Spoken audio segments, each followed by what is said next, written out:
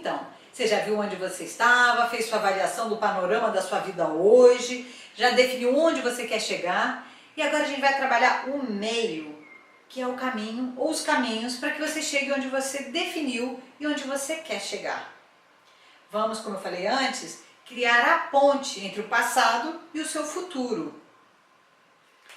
E quando a gente elabora uma meta, a gente precisa seguir uma metodologia. E a metodologia que eu e a Gabi usamos para definir uma meta chama-se Meta Esperta. Ela foi criada pela nossa treinadora Arlene Davis com duas intenções. Primeiro, que ela queria traduzir para o português a meta SMART, que já é bem conhecida no meio corporativo. E ela queria incrementar a meta SMART com elementos que ela considerava importantes para a segurança da realização desta. E como é que funciona? Na meta esperta, para cada letra da palavra esperta, há um critério a ser seguido. Então, por exemplo, o E de esperta nos mostra que uma meta deve ser específica. E o que quero dizer com isso? Ela não pode ser uma meta que gere dupla interpretação. Tem que ser uma meta clara, direta, que qualquer um consiga entender muito bem o que ela está querendo dizer. Ela tem que ser criada dentro da especificidade numa linguagem positiva e não focar no problema que você deseja eliminar. Por exemplo, numa meta de emagrecimento, o certo é afirmar para si mesmo: eu quero ter 64 quilos, por exemplo. Ou então, eu quero usar uma calça 42. O que não é certo, que está errado, é falar assim: eu quero perder 7 quilos. O correto é focar e afirmar aquilo que você quer como resultado positivo. Para ser específica também, uma meta tem que ser mensurável, ou seja, você conseguir medir ela, quantificar. Não adianta nada você criar uma meta que não tenha recursos ou capacidade para saber se você atingiu ou não. Às vezes a gente faz metas muito abstratas. Então tem que ser bem específica, tem que ser alguma coisa que você consiga determinar. Ela também tem que ser viável de se concretizar, ou seja, tem que estar dentro da esfera de influência de quem criou. Ela tem que ser contextualizada também. E o que eu quero dizer com ser contextualizada? Nós temos que saber com quem, onde e quando ela será realizada. E para ser específica também, a meta tem que ser totalmente de alçada e responsabilidade de quem a cria. Tem que ser iniciada e terminada por essa pessoa. Não pode depender de outras pessoas. Por exemplo, quero passar num concurso, não é uma boa meta, porque não depende de você passar na prova. Existem outras pessoas e seu resultado vai depender também de como as outras pessoas vão, entendeu? O certo seria você dizer que quer ter estudado todo o programa, quer ter se preparado estudando todo o programa e se preparar emocionalmente para fazer a prova do concurso. Saber lidar, ter um bom estado emocional. Não faz diferença pensar na meta dessa maneira? Então, vamos começar a criar sua meta? Eu vou passando então letra por letra da palavra esperta, passando por cada critério, explicando do que se trata e fazendo as perguntas poderosas, que é assim que a gente fala no coaching, para você responder e escrever no seu caderno, no seu bloco, tudo bem? Se preferir, você pode dar uma pausa entre uma letra e outra para pensar, para escrever, refletir, tá bom? Então vamos lá. O E de específica, o que você quer especificamente? O que você vai ver, ouvir e sentir quando a sua meta for realizada? Como você vai saber que alcançou sua meta? Que resultado depende só de você? Para quando você quer o resultado?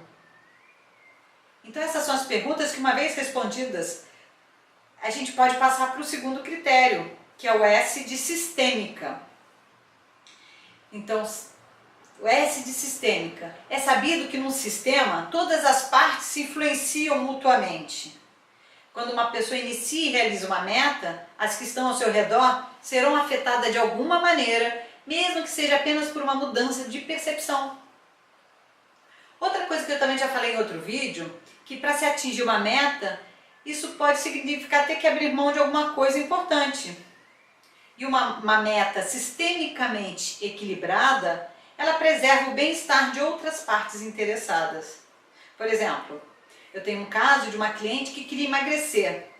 Ela tentou emagrecer de várias formas e nunca conseguiu. Até que resolveu fazer o coaching.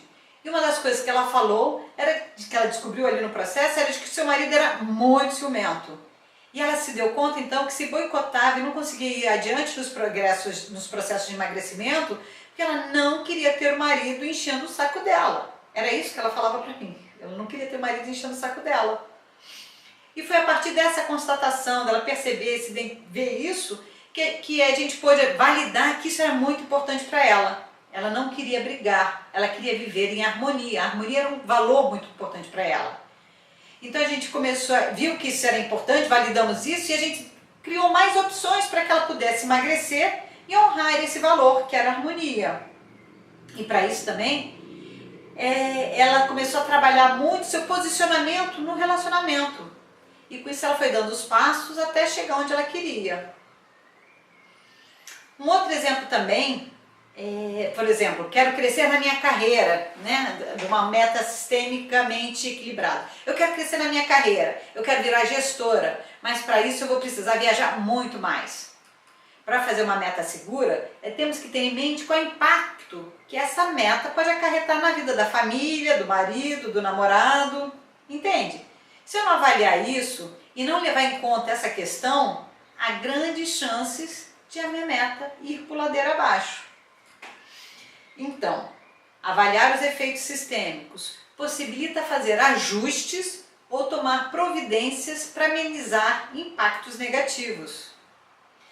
E aqui as perguntas poderosas que a gente vai trabalhar para os efeitos sistêmicos, elas são: o que você vai ganhar e o que você vai perder com a realização dessa meta? Que outros problemas a solução dessa meta podem causar? Se você tiver tudo resolvido, o que mais problema pode surgir? Quem pode ser afetado pela realização da sua meta? Como a realização da sua meta pode afetar a sua saúde, suas finanças, seu tempo, seus relacionamentos e outras coisas. Então, assim, pensa, ela pode afetar, aí fica com você. Outra coisa, como você pode suavizar, diminuir ou eliminar os efeitos negativos da realização dessa meta? Deu para ir? Então, uma vez respondida essas questões, podemos passar para outro critério, que são os passos, P de passos. Até porque, uma vez que você já tenha estabelecido o resultado final e desejado da meta, é necessário determinar quais as ações te levarão à realização da sua meta. Importante falar também que os passos vão se dar num processo bem flexível, em que as ações vão variar de acordo com as necessidades que você vai encontrar ao longo do caminho.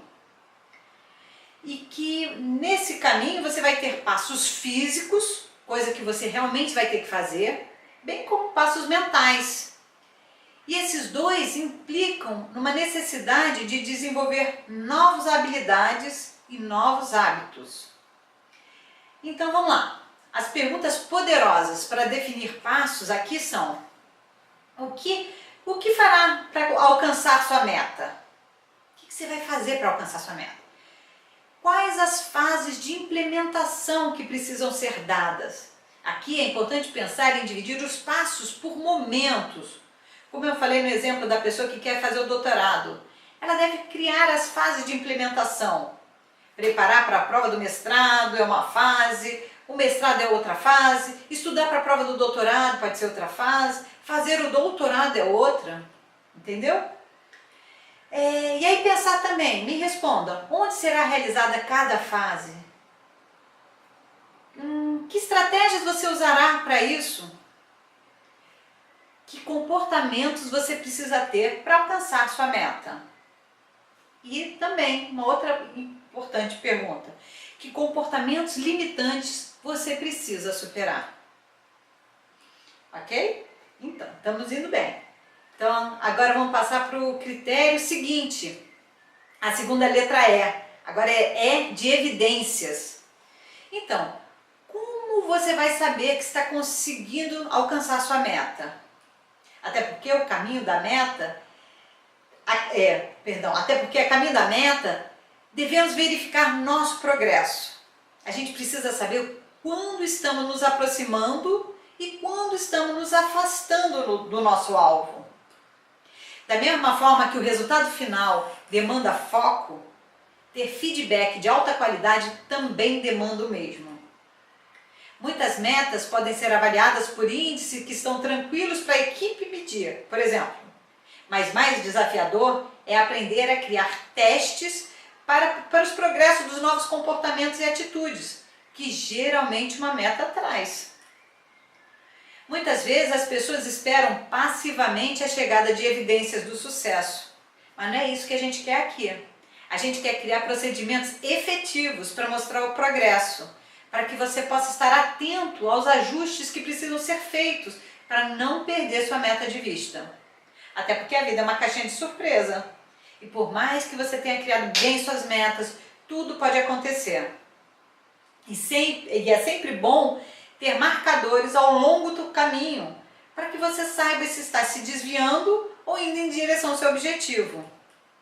Então vamos lá. Aqui as perguntas poderosas para focar nas evidências são: quais são os critérios para avaliar o desempenho da meta? O que serve de feedback? O que especificamente você vai ver, ouvir e sentir que sinaliza que você está se aproximando ou se afastando da sua meta? Perfeito. Você está cuidando muito bem da sua meta e já podemos ir então para o próximo critério. Vamos agora cuidar dos recursos, a letra R do Esperta. Eu vou fazer algumas perguntas para que você comece a ter noção de quais os recursos pessoais que você vai mobilizar e desenvolver para chegar na sua meta, ok? Se você puder estar pensando, ok, Luciana, então tá, e o que são recursos? Tá. Um recurso pode ser qualquer fator que te ajude a conseguir uma meta. Quando a gente fez o treinamento presencial e eu falei sobre os pressupostos da PNL, falei muito sobre como as pessoas já têm os recursos internos que elas precisam para mudar comportamentos e fazer mudanças. Talvez a questão agora seja para você aprender a mobilizar esses recursos. Reconhecer e identificar esses recursos ajuda a preparar e organizar nosso pensamento e ação. É importante falar também que os recursos podem ser tanto externos, como por exemplo, dinheiro, tempo, amizade, apoio, informação, estudo e etc. E quando for assim, a gente identifica quais os recursos internos ajudam a gente a obter os recursos externos. Deu para entender? Então, pensando nisso tudo que eu estou falando a respeito de recursos, as perguntas que eu quero que você reflita e escreva para identificar seus recursos são: então vamos lá. Que recursos internos você pode mobilizar e utilizar no processo para realizar a sua meta? O que você já tem de experiências positivas com outras metas semelhantes? Quem são seus aliados e patrocinadores? Aqueles que acreditam em você e te dão a maior força. Essas pessoas servem como recursos externos, com certeza. Outra pergunta. Existem alguns recursos ou capacidades que você precisa desenvolver para conseguir a sua meta? Então, respondidas essas questões, podemos avançar mais uma letra. Está acabando, aguenta firme aí. Vamos falar agora da letra T, que a nossa treinadora resolveu chamar de tesão. O que vem a ser ter clareza do que tem de mais valioso e importante a respeito da realização da sua meta. Por que ela vale a pena? Até porque, para a gente se propor a fazer uma meta, temos que ter um motivo bastante forte para isso. Para a gente sair da inércia e nos colocarmos em ação, concorda? Senão a gente não se propunha a isso, continuava do jeito que estávamos mesmo. E esse tesão vem a ser a motivação que vai criar energia para levar a cabo o seu plano de ação. Como já disse Roberto Freire, sem tesão não há solução. Então vamos lá. As perguntas poderosas para aumentar o tesão das suas metas são: o que você ganha com a realização dessa meta? Que benefícios você que benefícios você vai experimentar quando tiver atingido ela? O que vai melhorar para você, para os seus familiares, seus clientes, sua empresa, o país ou até mesmo, sei lá, o planeta? Que valores você honra quando realiza essa meta? Como você está realizando seu propósito de vida ao realizar sua meta? Então, vou lá, vou te ajudar. Essa meta é muito importante porque continua. Tá bom? Show! Se você está me acompanhando, refletindo a cada critério e escrevendo as suas respostas, você está indo muito bem. Falta só mais um critério que a gente precisa validar para ter uma meta super bem formulada. Tá bom? Vocês viram como dá trabalho? Mas se você levar em conta todos esses exercícios que a gente fez aqui, só não vai realizar sua meta se não quiser mesmo. Então vamos agora para a letra A. O A de alternativas. Nesse critério, a gente vai cuidar de como você vai lidar com desafios, obstáculos, imprevistos que acontecem, que chegam. Lembra de quando eu disse ali atrás que a vida é uma caixinha de surpresas? Pois é, metas fixas requerem meios flexíveis.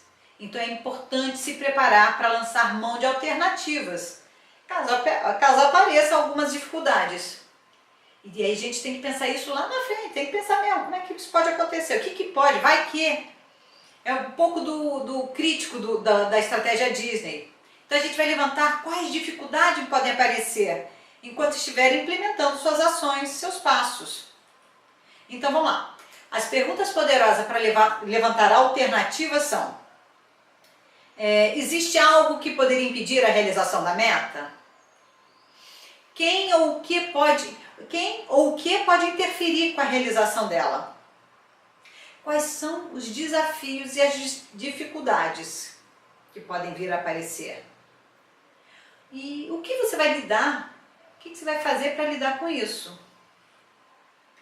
Na hora que você precisar de flexibilidade, que alternativas você pode usar?